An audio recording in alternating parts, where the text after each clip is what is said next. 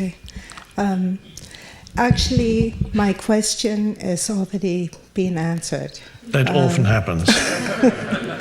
And I think one day we're all going to come here, and once we're all in presence, we won't have any questions for you. That's true. That would be wonderful. And you're going to be out of business. Yes. Yes, that would be wonderful. So, actually, my question was, could you elaborate on ego versus healthy self-esteem? Ah, yes. Okay.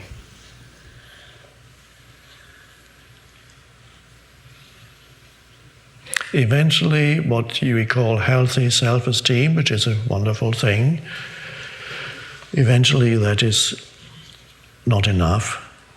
And as a human being evolves, that healthy self-esteem is no longer satisfying as you grow older and is transcended.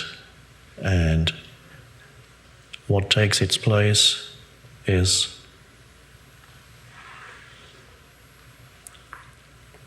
healthy, no-hyphen self-esteem. The self-esteem, of course, means that you are reasonably satisfied with who you are as a person and the achievements of the person, what the person can do, or what the person knows, or what the person possesses, and you compare what the person can do, abilities, what the person knows, knowledge, or what the person has in terms of possessions. You compare that with others, and you come out favorably. So either you can do more than somebody else or others, just feel better about yourself. I can do this, but they can't. I can, but you can't. Or you have more knowledge. Did you know that this in such and such is such and such a case? You didn't know that? Well, let me tell you. That feels good. You know more. These ignorant people, they don't know anything. Or you have more. How many bedrooms does your house have? 4?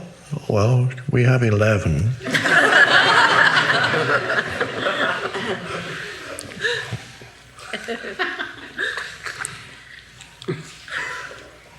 Do you have an advanced degree? No, I have 2 PhDs. And that's fine. It starts with a child already. It says, look what I can do.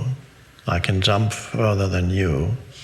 And that for the child, it's fine. There's no point in telling a child, don't do that, because your ego is arising. No, the child has to go through that. And it is better to have healthy self-esteem, as you describe it, as it's usually described, than extremely low self-esteem. I'm no good. Everybody's better than me. I have nothing. Life has treated me unfairly. There's a self-image there also, as there is a self-image in healthy self-esteem. One, of course, is much nicer than the other. It's more pleasant to live with healthy self-esteem than with a low self-esteem, or unhealthy self-esteem, one could call it. But they're both identification with some kind of form. And you compare the form of who I am with the form of others, and you are better, at least in one area, you must be. And that's satisfying, but you're trapped in form, and you're depending on, for your sense of value or worthiness, you're depending on, ultimately, to put it bluntly, others who have less or know less or can do less than you. And that's fine. Doesn't mean you shouldn't strive to do great things or to have things or to know things, But the question is, ultimately, is that a satisfying basis for your sense of who you are? And in the long term, it is not. It is not satisfying.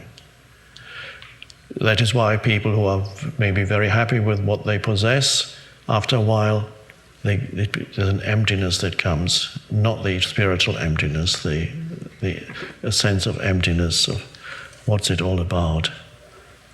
And even things you can do, a time may come when you can't do it anymore. Whatever it is that you do that's so great. Playing an instrument, the great pianist, wonderful, why not be a great pianist? But if you derive your sense of who you are from that, then one day you find arthritis in your fingers. And who are you now? Or just the agility goes, it's not there anymore. Oh my God, suffering comes. Or you invent the greatest new computer, some computer, I don't know the expressions, but program or whatever it is, and everybody says this is the greatest ever, but 3 years later or 2 years these things happen very quickly. Somebody else comes with it, makes yours obsolete, and then you have no new ideas, and there you sit completely devastated because you've become, from somebody great, you've become nobody. But it was all illusion. Because you derived your sense of who you are from something in the world of form, which is fleeting, not reliable, not solid, dreamlike. And so, the true self-esteem comes from not identifying with form. Now, whether we even want to call that self-esteem, I don't know. The true sense of worthiness and of power, true power, comes when you realize the formless in yourself, that dimension, and that all power comes from that. But it's not, it goes far beyond the person that you are. And then you are rooted in the formless, so to speak, or you are it, and that there's enormous sense of worthiness in there, but it's not comparative. It's not more than. You see the same worthiness in everyone, even if they don't know it for themselves yet. So there's power, but not more than. There's just the power of life itself, and you know everybody is an expression of that, although they may not know it yet. Everybody. So this is, you transcend conventional self-esteem, and it doesn't mean you lose your sense of worth. It shifts into something much deeper. So every human really is.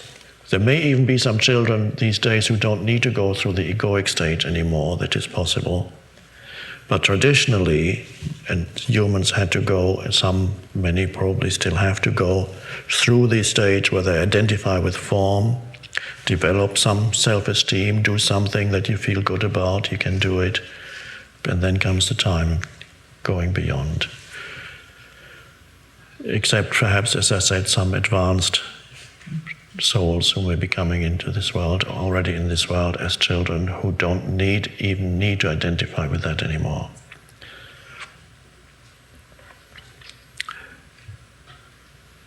A question that comes from there also is, if a person has low self-esteem, in other words, a mental image of not good enough, then does that person have to go through the stage of healthy self-esteem before they can transcend it altogether? I don't know. I haven't tried it enough with enough people.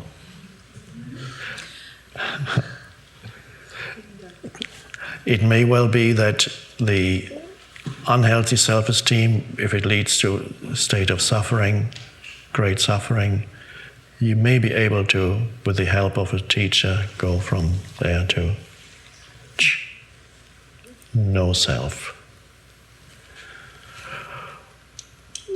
because the way from unhappiness or suffering to transcendence is easier than the way from superficial happiness to transcendence. Superficial happiness keeps you in the dream world for quite a while. It's not that bad, my life, I can't complain, it's not that bad, it's going okay. I'm quite happy, just got a promotion. I'm so happy I just got my annual bonus from my Wall Street bank. Great, I'm doing great. Yeah.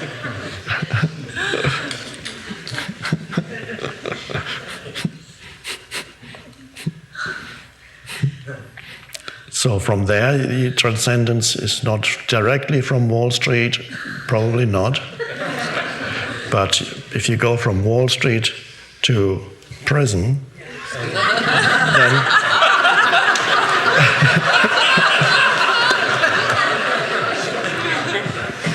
much easier.